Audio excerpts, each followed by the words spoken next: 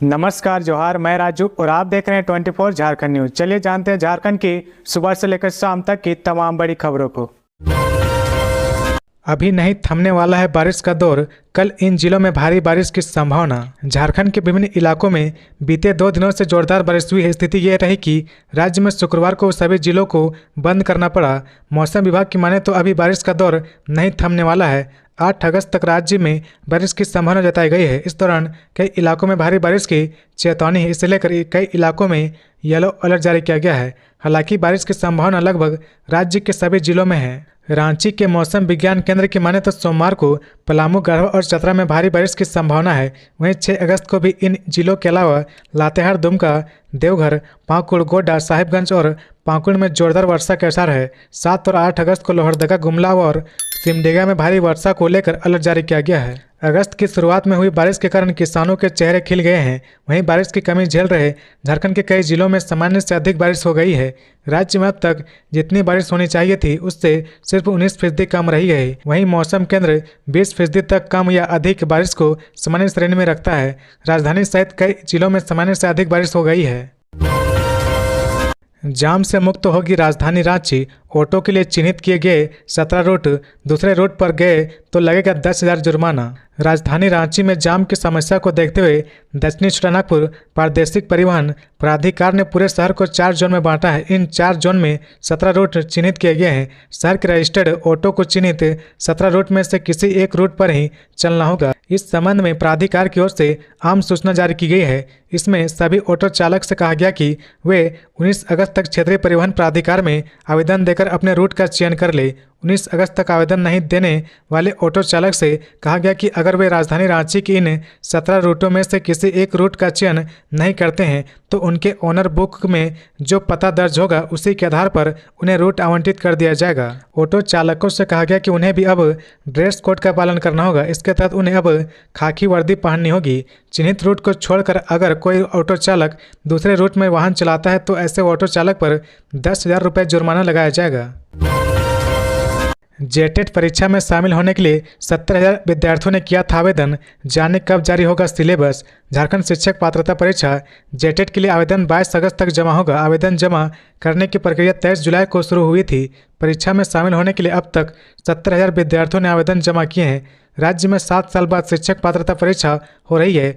परीक्षा सितंबर में होने की संभावना है। इसका सिलेबस अगले सप्ताह जारी होने की संभावना है। कक्षा 1 से 5 और 6 से 8 के लिए अलग अलग परीक्षा ली जाएगी। इस वर्ष परीक्षा में सफल होने के लिए ओवरऑल न्यूनतम अंक के साथ सभी विषयों में अलग अलग पास मार्क्स लाना अनिवार्य है। सामान्य वर्ग के अभ्यर्थियों को हर खंड में न्यूनतम 40%, अत्यंत पिछड़ा वर्ग व आर्थिक रूप से कमजोर वर्ग के अभ्यर्थियों को न्यूनतम 35%, अनुसूचित जाति, अनुसूचित जनजाति व दिव्यांग अभ्यर्थियों को हर खंड में न्यूनतम 30% अंक लाना होगा। झारखंड शिक्षक पात्रता परीक्षा में शामिल होने वाले अभ्यर्थियों ने परीक्षा में प्रत्येक खंड में न्यूनतम अंक की अनिवार्यता समाप्त करने की मांग की है। अभ्यर्थियों ने इस संबंध में शिक्षा मंत्री को ज्ञापन सौंपा है। अभ्यर्थियों ने कहा कि वर्ष 2016 की परीक्षा में प्रत्येक खंड में न्यूनतम अंक का प्रावधान नहीं था। इसके साथ ही अभ्यर्थियों ने जल्द सिलेबस जारी करने की मांग की है।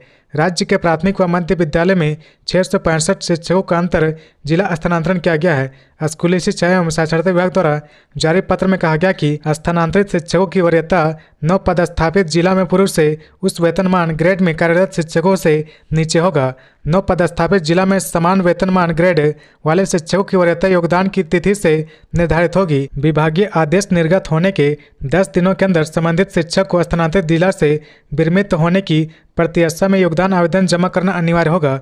उल्लेखनीय है कि इससे पूर्व लगभग 1000 शिक्षकों का अंतर जिला स्थानांतरण किया गया था।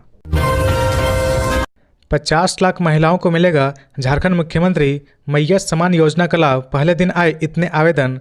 महिला बाल विकास एवं सामाजिक सुरक्षा विभाग के सचिव मनोज कुमार ने मुख्यमंत्री मैया सम्मान योजना के बारे में जानकारी देते हुए कहा कि इस योजना का लाभ 21 वर्ष से 50 वर्ष की महिलाओं को दिया जाएगा। मैया योजना के तहत प्रत्येक महिला को सरकार 1,000 रुपये प्रति माह देगी। वह शनिवार को सूचना एवं जनसंपर्क निदेशालय के सभागार में पत्रकारों से बात कर रहे थे। सचिव ने बताया कि मैया योजना के महिलाओं को आच्छादित करने के लिए मिशन मोड में काम किया जा रहा है। इस योजना से राज्य की करीब 50 लाख महिलाओं को लाभ मिल सकेगा। उन्होंने कहा कि योजना को सफल बनाने के लिए कैंप का आयोजन जिला स्तर पर किया जा रहा है। इसके लिए विभागीय स्तर पर सभी जिला के DSWO, ADSS, CDPO को आदेश दिए गए हैं। JEPIT द्वारा इस योजना का पोर्टल तैयार किया गया है। योजना मुख्यमंत्री के कर कमलों द्वारा लॉन्च की गई है और पहले दिन 4 बजे शाम तक कुल 2582 आवेदन प्राप्त हुए हैं। आवेदन अपलोड करने में नेटवर्क स्लो होने की वजह से कुछ तकनीकी अड़चनें आई थी, जिन्हें दूर कर लिया गया है। मनोज कुमार ने बताया कि JEPIT द्वारा तैयार किए गए पोर्टल के माध्यम से ही आवेदन का सत्यापन किया जाएगा, इसलिए हमें उम्मीद है कि मैया योजना राज्य की महिलाओं के उत्थान में भी एक कारगर कदम साबित होगी। मनोज कुमार ने बताया कि राज्य में सभी जिलों में कैंप लगाए जा रहे हैं और प्रत्येक कैंप में करीब 800,000 लोग आ रहे हैं। साथ ही प्रत्येक जिले में इस योजना की जागरूकता के लिए जागरूकता रथ 2 अगस्त को रवाना किया गया। मुख्यमंत्री हेमंत के दिशा में निर्देश में विभागीय स्तर पर मॉनिटरिंग की जा रही। खबरों में आगे बढ़ने से पहले अगर अभी तक आपने इस चैनल को सब्सक्राइब नहीं किया तो प्लीज सब्सक्राइब कर ले, जिससे झारखंड की हर छोटी सी बड़ी खबर की अपडेट आप तक पहुंचता रहे। अधिवक्ता गोपाल कृष्ण हत्या मामले का मुख्य आरोपी गिरफ्तार, सहयोगी भागने में रहा सफल। अधिवक्ता गोपाल कृष्ण हत्या के मामले में रांची पुलिस को कामयाबी मिली है। हत्याकांड के मुख्य आरोपी को पुलिस ने गिरफ्तार कर लिया है। वहीं आरोपी का सहयोगी भागने में सफल रहा। पुलिस के अनुसार गिरफ्तार मुख्य आरोपी का नाम रोशन है और इसकी गिरफ्तारी अनगढ़ा थाना क्षेत्र से की गई है। वहीं फरार सहयोगी का नाम संदीप कालिंदी बताया गया है। वो पुलिस पर फायरिंग करते हुए भागने में सफल रहा। इस बीच अपराधियों और पुलिस के बीच मुठभेड़ होने की भी खबर है। पुलिस सूत्रों से मिली जानकारी के अनुसार कोतवाली DSP के नेतृत्व में पुलिस की टीम जब अपराधियों को पकड़ने के लिए अनगढ़ा पहुंची तो अपराधियों ने पुलिस पर फायरिंग शुरू कर दी। इसके बाद पुलिस ने जवाबी फायरिंग की। बताया जा रहा है कि रोशन मुंडा को पैर में गोली लगी, उसे इलाज के लिए रिम्स में भर्ती कराया गया है। रोशन मुंडा को उसके साथी द्वारा की गई फायरिंग में गोली लगी है या पुलिस द्वारा जवाबी कार्रवाई में गोली लगी है, इस बात का पता अब तक नहीं चल पाया है।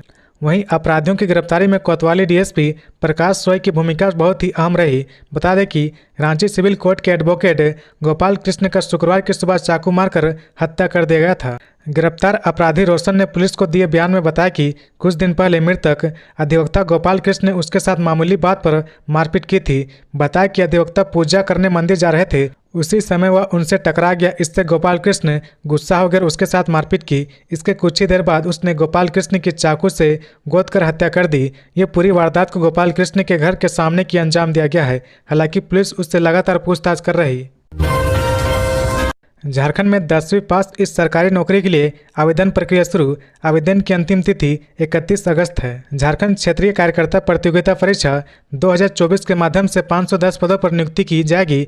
यह नियुक्ति स्वास्थ्य विभाग के तहत रिक्त पदों पर होगी। इसके लिए ऑनलाइन आवेदन जमा होने शुरू हो गए हैं। झारखंड कर्मचारी चयन आयोग JSSC की वेबसाइट पर प्रकाशित लिंक पर जाकर आवेदन भरा जा सकता है। इच्छुक अभ्यर्थी 31 अगस्त तक आवेदन दे सकते हैं। वहीं 2 सितंबर की मध्य रात्रि तक परीक्षा शुल्क का भुगतान किया जा सकेगा। फोटो व हस्ताक्षर अपलोड कर आवेदन पत्र का प्रिंटआउट लेने के लिए 4 सितंबर की मध्य रात्रि तक लिंक उपलब्ध रहेगा।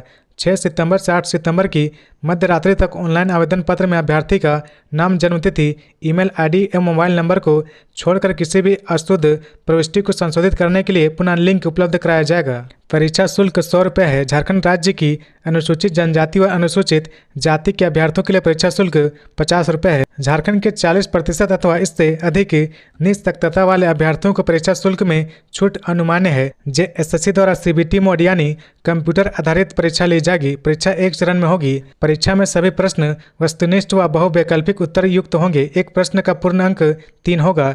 प्रत्येक सही उत्तर के लिए 3 अंक दिए जाएंगे तथा प्रत्येक गलत उत्तर के लिए 1 अंक की कटौती की जाएगी। भाषा विषयों को छोड़कर अन्य विषयों के प्रश्न हिंदी एवं अंग्रेजी भाषा में होंगे। मुख्य परीक्षा के लिए 3 पत्र होंगे। परीक्षा 3 पालियों में ली जाएगी। प्रत्येक पत्र की परीक्षा की अवधि 2 घंटे की होगी। गिरिडीह के देवरी में बरामद हुआ 50 वर्षीय महिला का शव, हत्या की जताई जा रही आशंका। गिरिडीह के देवरी अंचल क्षेत्र अंतर्गत से एक 50 वर्षीय महिला का शव संदेहास्पद स्थिति में बरामद हुआ है। मृतक महिला की पहचान राबिया खातून के रूप में हुई है। वह हिरोडीह थाना क्षेत्र के बेरिया मध्य टोला कुसुम थान की रहने वाली थी। महिला को देखकर हत्या की आशंका जताई जा रही। पुलिस ने मृतक के शव को अपने कब्जे में लेकर पोस्टमार्टम के लिए भेज दिया है। इस बाबत जब गिरिडीह के हिरोडीह थाना प्रभारी से बात की गई तो उन्होंने कहा कि महिला का शव बरामद किया गया है। शव को जब्त कर पोस्टमार्टम के लिए भेज दिया गया है। अभी तक इस मामले में हमें कोई आवेदन नहीं मिला है। आवेदन प्राप्त होते ही आगे की कार्रवाई की जाएगी। शताक्षी किरण बनी झारखंड मिस यूनिवर्स, अब दिल्ली में करेगी राज्य का प्रतिनिधित्व। झारखंड के पतरातू लेक रिसोर्ट में होने वाली मिस यूनिवर्स प्रतियोगिता का ताज जमशेदपुर की शताक्षी किरण को पहनाया गया है। वहीं नगर अब रांची की रिया तिर्की बनी है। आयोजक ने बताया कि सितंबर महीने में दिल्ली में होने वाले मिस यूनिवर्स इंडिया में शताक्षी किरण झारखंड राज्य का प्रतिनिधित्व करेगी। उन्होंने आगे कहा कि यह कार्यक्रम झारखंड के लिए एक महत्वपूर्ण मील का पत्थर साबित होगा। इसके साथ ही प्रतियोगिता के करियर में आगे बढ़ने के लिए एक महत्वपूर्ण मौका मिलेगा। विनर शताक्षी किरण ने अपने जीत का श्रेय अपनी मां को देते हुए कहा कि मेरा लक्ष्य मिस यूनिवर्स बनकर झारखंड के कला संस्कृति को देश विदेश तक पहुंचाना है। लंबे समय के संघर्ष के बाद आज मुझे यह मुकाम हासिल हुआ है। बता दें कि कार्यक्रम का आयोजन वेडक्स द्वारा किया गया था। इस मौके पर अतिथि सह निर्णायक के रूप में नेहा महतो, मिस यूनिवर्स के राष्ट्रीय निदेशक Nikhil Anand, Miss Global International 2022 Tania Singh, Shreyansh Jain, Queen of International Tourism के एंजल मरीना तिर्की उपस्थित थे। झारखंड के 15 जिलों की वोटर लिस्ट की जांच पूरी, फर्जी वोटर हटाने की तैयारी में चुनाव आयोग ने वोटर लिस्ट में गड़बड़ी की मिल रही शिकायतों की जांच पूरी कर ली है। आयोग के अनुसार सिर्फ 3 जिलों को छोड़कर झारखंड के लगभग 15 जिलों की वोटर लिस्ट की जांच पूरी कर ली गई है। मुख्य निर्वाचन पदाधिकारी के रवि कुमार के अनुसार रिपोर्ट को भारत निर्वाचन आयोग को आगे की कार्रवाई के लिए भेजा जा रहा। हालांकि जांच के लिए गठित टीम ने अपनी रिपोर्ट में क्या कहा, इसकी जानकारी देने से उन्होंने साफ इनकार कर दिया और कहा कि भारत निर्वाचन आयोग द्वारा निर्देश प्राप्त होने के बाद मामले में आगे की कार्रवाई की जाएगी। दरअसल पिछले दिनों बीजेपी के एक प्रतिनिधिमंडल ने मुख्य निर्वाचन पदाधिकारी के रवि कुमार के कार्यालय से लेकर दिल्ली स्थित भारत निर्वाचन आयोग को झारखंड के संथाल परगना समेत 18 जिलों में बांग्लादेशी घुसपैठियों द्वारा फर्जी कागज और सर्टिफिकेट के जरिए वोटर लिस्ट में नाम शामिल करवाने की लिखित शिकायत दी थी। बीजेपी ने करीब 500 पेज का ज्ञापन चुनाव आयोग को सौंपा था। बीजेपी लगातार इस मुद्दे को हर एक मंच से जोर शोर से उठाती रही है। पार्टी के बड़े नेता जिसमें असम के मुख्यमंत्री हेमंत बिस्वा शर्मा भी लगातार इस मुद्दे को लेकर राज्य की हेमंत सरकार पर हमलावर है। बीजेपी पाकुड़ सहित राज्य के विभिन्न जिलों में बांग्लादेशी घुसपैठियों की संख्या अप्रत्याशित रूप से बढ़ने का आरोप लगाते हुए इसके प्रमाण के तौर पर मुस्लिम बहुल इलाकों की जांच की मांग करती रही है। हेमंत बिस्वा शर्मा ने कहा, झारखंड सरकार लिख कर दे कि राज्य से घुसपैठियों को भगाने की जिम्मेदारी केंद्र की है, हम विचार करेंगे। असम के मुख्यमंत्री और झारखंड भाजपा झारखंड के विधानसभा चुनाव के सह प्रभारी हेमंत बिस्वा शर्मा शुक्रवार को जमशेदपुर पहुंचे, जहां उन्होंने पत्रकारों से बातचीत के दौरान कहा कि झारखंड में बांग्लादेशी घुसपैठियों की संख्या बढ़ती जा रही। डेमोग्राफी का सवाल इसलिए उठ रहा क्योंकि संथाल परगना में आदिवासियों की जमीन पर कब्जा हो रहा, वहां बांग्लादेशी घुसपैठियों का साम्राज्य स्थापित हो रहा। अगर हालात नहीं सुधारे गए तो आने वाले 20 साल में झारखंड का मुख्यमंत्री भी कोई घुसपैठिया ही बन जाएगा। संथाल परगना के गांव में जहां आदिवासियों के साथ अत्याचार हो रहा, उनकी जमीन छीनी जा रही, वहां पड़ोस राज्य के मुख्यमंत्री को जाने से रोका जाना यह बताता है कि स्थिति कितनी भयावह है। ऐसा लगता है कि हेमंत सरकार यह मान चुकी है कि पाकुड़ का गोपीनाथपुर झारखंड में नहीं बल्कि बांग्लादेश में है। पत्रकारों से बातचीत में मुख्यमंत्री हेमंत बिस्वा शर्मा ने हेमंत सरकार पर हमलावर दिखे। उन्होंने कहा कि झारखंड राज्य के संथाल परगना के कई विधानसभा क्षेत्र में घुसपैठियों की समस्या बनी हुई है। कई विधानसभा क्षेत्र में वोटर लिस्ट में 120% से भी ज़्यादा की बढ़ोतरी हुई है। झारखंड में अगर घुसपैठियां नहीं रुकी तो झारखंड की भी हालत असम जितनी गंभीर हो जाएगी। 5 करोड़ रुपए की ब्राउन शुगर के साथ 5 तस्कर गिरफ्तार, 33 लाख रुपए की अफीम भी बरामद। खूंटी पुलिस को अवैध अफीम कारोबारियों के खिलाफ बड़ी सफलता मिली है। गुप्त सूचना के आधार पर खूंटी पुलिस ने एक साथ 5 अफीम और ब्राउन शुगर तस्करों को गिरफ्तार किया है। गिरफ्तार ब्राउन शुगर और अफीम तस्करों में खूंटी के लांदोप गांव निवासी 27 वर्षीय सनिका पहान, चतरा जिले के इटखोरी गांव निवासी 26 वर्षीय तुलेश्वर कुमार, 28 वर्षीय वीरेंद्र कुमार दांगी, रवि दांगी और हजारीबाग जिले के चौपारण निवासी 24 वर्षीय उमेश कुमार दांगी शामिल है।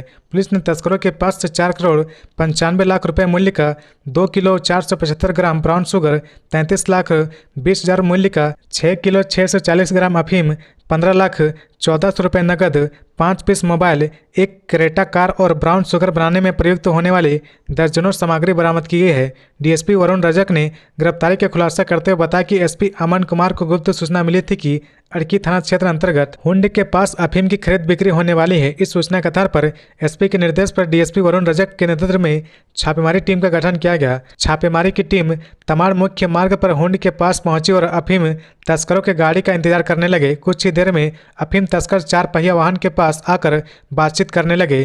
तभी पुलिस ने छापेमारी कर सभी अफीम और ब्राउन शुगर तस्करों को पकड़ लिया। झारखंड विधानसभा चुनाव के लिए कांग्रेस के सभी 81 सीटों से मंगाई उम्मीदवारों की सूची। स्क्रीनिंग कमेटी तय करेगी नेताओं का भविष्य। झारखंड में विधानसभा चुनाव 2024 अक्टूबर में होने की संभावना देखते हुए प्रदेश कांग्रेस के विधानसभा चुनाव की तैयारियां शुरू कर दी है।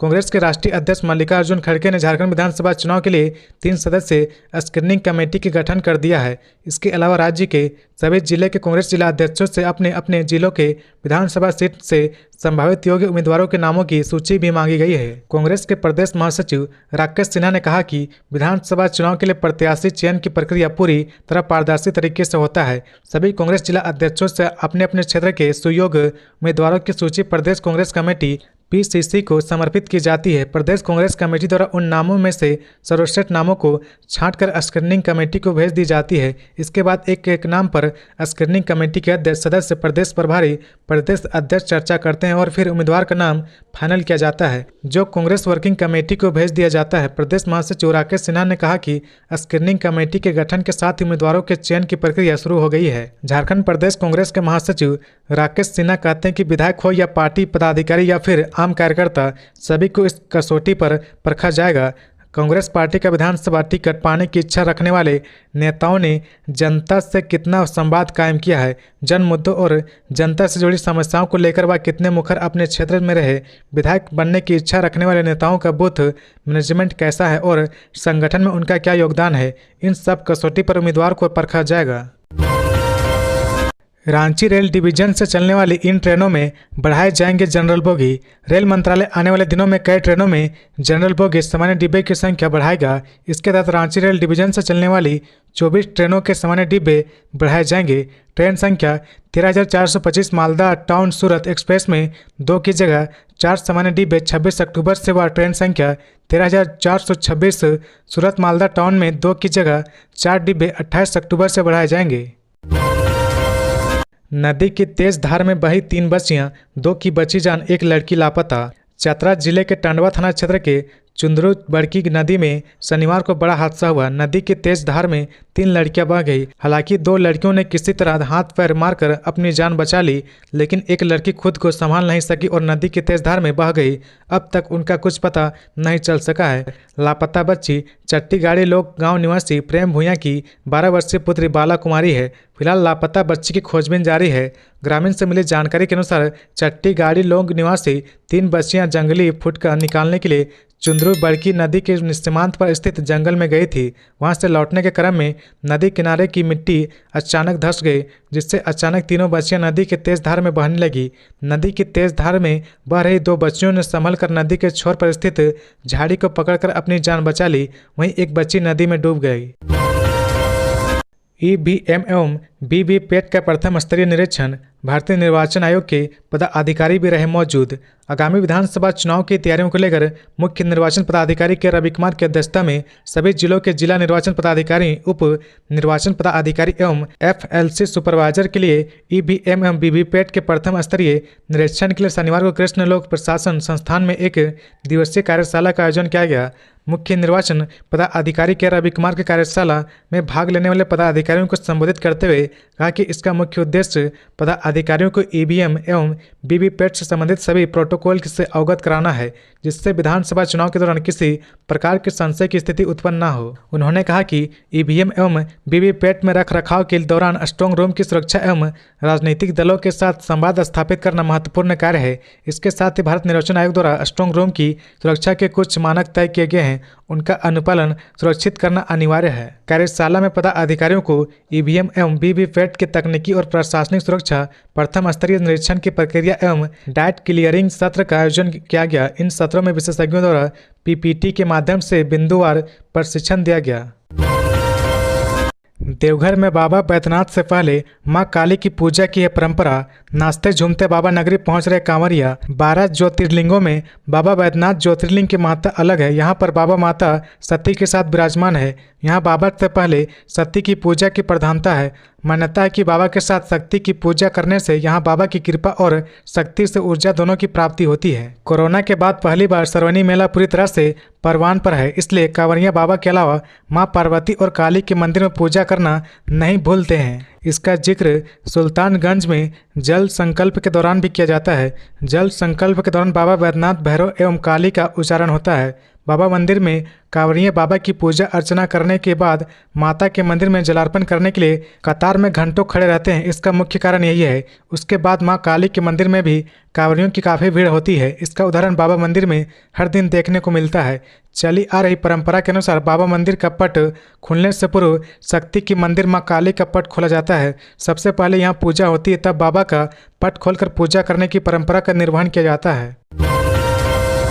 सब इंस्पेक्टर अनुपम कच्छप हत्याकांड, संदेह के घेरे में फ्रेंड्स, मोबाइल खंगाल रही पुलिस। सब इंस्पेक्टर अनुपम की हत्या वाली रात पार्टी करने वाले 12 लोग पुलिस की हिरासत में हैं। सभी से एसआईटी की टीम पूछताछ कर रही ताकि अनुपम की हत्या से संबंधित कोई सुराग हासिल हो सके और पुलिस हत्यारों तक पहुंच सके। स्पेशल ब्रांच के सब इंस्पेक्टर अनुपम कच्छप की हत्या के मामले में पुलिस की एसआईटी जांच में जुटी हुई है। शनिवार देर रात क्राइम सीन क्रिएट कर अपराधियों ने कांके रिंग रोड में काफ़ी देर तक जांच की। रिंग रोड की सीसीटीवी फुटेज खंगाले। पुलिस की प्रारंभिक जांच में अनुपम की हत्या में उसके दोस्त ही संदेह के घेरे में है। पुलिस की टीम ने स्पेशल ब्रांच हजारीबाग में पदस्थापित पवन कुमार समेत अनुपम के कुछ दोस्तों को हिरासत में लिया है। पुलिस को पता चला कि पवन हजारीबाग से अपना बर्थडे मनाने के लिए रांची आया था और उसने ही अनुपम को पार्टी में बुलाया था। पुलिस की टीम पवन से लगातार पूछताछ कर रही। वहीं एसआईटी की टीम एक टीम दरोगा अनुपम का मोबाइल और व्हाट्सएप चैट खंगाल रही। इस मामले में पुलिस प्रेम प्रसंग के पहलुओं पर भी जांच कर रही। अनुपम की भाभी के बयान पर कांके थाने में हत्या की प्राथमिकी दर्ज कराई गई है। दर्ज प्राथमिकी के आधार पर पुलिस मामले की तफ्तीश में जुट गई है। हालांकि अब तक पुलिस को अपराधियों का कोई खास सुराग नहीं मिला है। अनुपम के साथ पार्टी करने वाले लोग हिरासत में हैं। चुनाव आयोग की अनोखी पहल, जब चुनाव कराने वालों को खुद देनी पड़ी परीक्षा। चुनाव में ड्यूटी करने अधिकारियों को भी परीक्षा पास करनी होती है। यह सुनकर आपको अटपटा जरूर लगेगा, मगर यह हकीकत है। शनिवार को चुनाव आयोग द्वारा आयोजित ईवीएम की एफएलसी वर्कशॉप के अंत में राज्य के सभी जिलों से आए निर्वाचन पदाधिकारी और उप निर्वाचन पदाधिकारियों को 25 प्रश्नों का लिखित उत्तर देना पड़ा, जिसके बाद उन्हें चुनाव आयोग के द्वारा उन्हें सर्टिफिकेट भी मुहैया कराया गया। प्रावधान के तहत इस परीक्षा में यदि कोई असफल रहते हैं या फिर भाग नहीं ले पाते हैं तो उन्हें दूसरी बार देश के किसी राज्य में इस तरह की एफएलसी ट्रेनिंग प्रोग्राम में भाग लेकर क्वालिफाई करना होगा। इसी के तहत रांची के एटीआई में आयोजित ईवीएम के फर्स्ट लेवल चेकिंग यानी एफएलसी वर्कशॉप में हरियाणा के 4 जिला निर्वाचन पदाधिकारी भी शामिल हुए।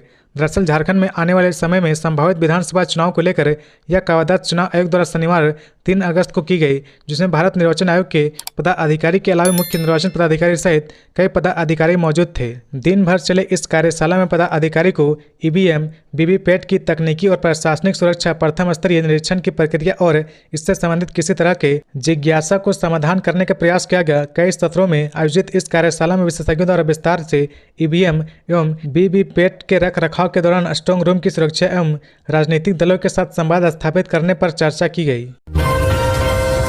1 दर्जन किन्नरों ने थाने में किया हंगामा। देर रात हुआ हाई वोल्टेज ड्रामा, बुलानी पड़ी क्यूआरटी फोर्स।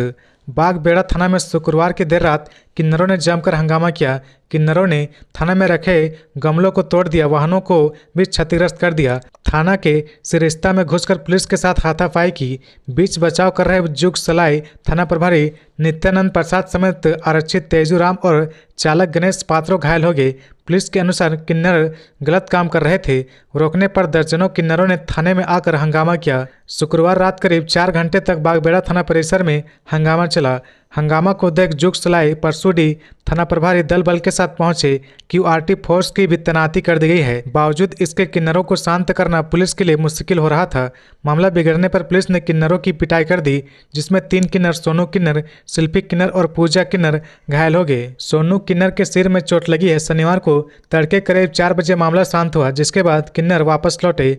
घायल सोनू किन्नर के अनुसार बुधवार की रात जुगसलाई संकटा सिंह पेट्रोल पंप के पास कुछ लड़के छेड़खानी कर रहे थे। हम लोगों ने मना किया तो पुलिस की मौजूदगी में युवक मारपीट करने लगे। मारपीट के बाद सभी चले गए। शुक्रवार की रात बागबेड़ा थाना प्रभारी ने हम लोगों को थाना बुलाया। पहुंचने पर वे लोग हमारी शिकायत नहीं ले रहे थे, बल्कि गाली गलौज कर भगाने लगे। थाना परिसर में पिटाई शुरू कर दी। स्कूटी के अलावा मोबाइल भी तोड़ दिया। इस मामले में किन्नरों ने शनिवार को एसएसपी से भी मुलाकात की। अंबा प्रसाद के प्रश्न पर सरकार ने दिया जवाब। विस्थापन आयोग का गठन करने जा रही सरकार। बड़कागांव विधायक अंबा प्रसाद के द्वारा विधानसभा सत्र के अंतिम दिन गैर सरकारी संकल्प के माध्यम से विस्थापितों को उचित लाभ प्रदान करने तथा न्याय दिलाने के लिए राज्य विस्थापन आयोग का गठन करने तथा भूमि अधिग्रहण अधिनियम 1894 व कोल बेरिंग एक्ट 1957 के स्थान पर भूमि अधिग्रहण अधिनियम 2013 नियमावली को लागू करने की मांग की है। विधायक अंबा प्रसाद के प्रश्न पर राजस्व निबंधन एवं भूमि सुधार विभाग के प्रभारी मंत्री द्वारा विधानसभा सदन में जवाब देते हुए बताया गया कि मुख्यमंत्री की अध्यक्षता में 8 जुलाई को आहत मंत्री परिषद की बैठक में मंत्री परिषद द्वारा राज्य विस्थापन एवं पुनर्वास आयोग गठित करने तथा इस आयोग के माध्यम से विस्थापितों का सामाजिक आर्थिक सर्वेक्षण कराए जाने का निर्णय लिया गया है। उक्त निर्णय के आलोक में राज्य सरकार द्वारा राज्य विस्थापन आयोग के गठन की कार्रवाई प्रक्रियाधीन है।